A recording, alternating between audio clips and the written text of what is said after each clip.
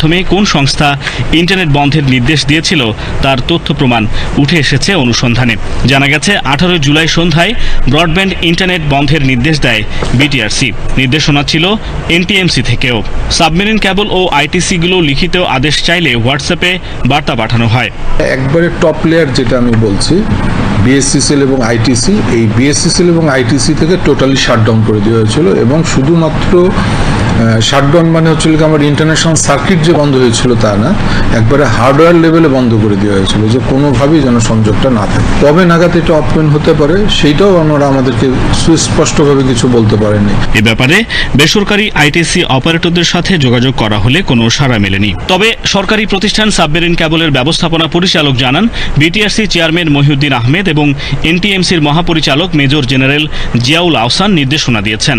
এমনকি জুনায়েদ আহমেদ পলক সরাসরি ফোন করে ইন্টারনেট বন্ধের নির্দেশ দেন। বিটিআরসি থেকে নির্দেশনা পেয়েছি, এজ ওয়েল এজ আমাকে সরাসরি প্রতিমন্ত্রী মহোদয় ফোন করেছেন, চেয়ারম্যান ফোন করেছেন বিটিআরসির। এর আগে বিটিআরসির ডিজি ফোন করেছেন ব্রিগেডিয়ার মুস্তাফিজুর রহমান। আমাকে 9টা 2 এর দিকে আমাদের প্রতিমন্ত্রী মহোদয় ফোন করেছেন যে আপনি বিটিআরসির নির্দেশ মানছেন না কেন, আপনার ইন্টারনেট সবাই বন্ধ করছে, আপনার ইন্টারনেট বন্ধ হচ্ছে না কেন, আপনি আদেশ পালন। তো উনি তো ধমকেশ্বরে তখন বলেছেন, আপনি কথা শুনছেন না কেন। তবে বিটিআরসি, এনটিএমসি ও পলকের নির্দেশ মাঠ পর্যায়ে বাস্তবায়ন করেছেন বিটিআরসির অতি উৎসাহী বেশ কয়েকজন কর্মকর্তা। মোবাইল অপারেটরদের সংগঠন অ্যামটবের মহাসচিব মোহাম্মদ জুলফিকার জানান, সে সময় মোবাইল অপারেটরগুলো সরকারের নির্দেশ মানতে বাধ্য ছিল। প্রত্যেক জায়গা থেকে নির্দেশনা এসছে, কেউ হয়তো নির্দেশনা দিয়েছে, কেউ হয়তো বলেছে এটা হচ্ছে না কেন, তাড়াতাড়ি বন্ধ করেন, কেউ হয়তো বলছে যে না এই ধরনের একটা মেসেজ পাঠান। মানে there are so many things, so many people say at least from minimum 3 sources. সম্প্রতি অন্তর্বর্তী সরকারের তদন্তেও বিটিআরসি, এনটিএমসি ও পলকের জড়িত থাকার বিষয়টি উঠে এসেছে।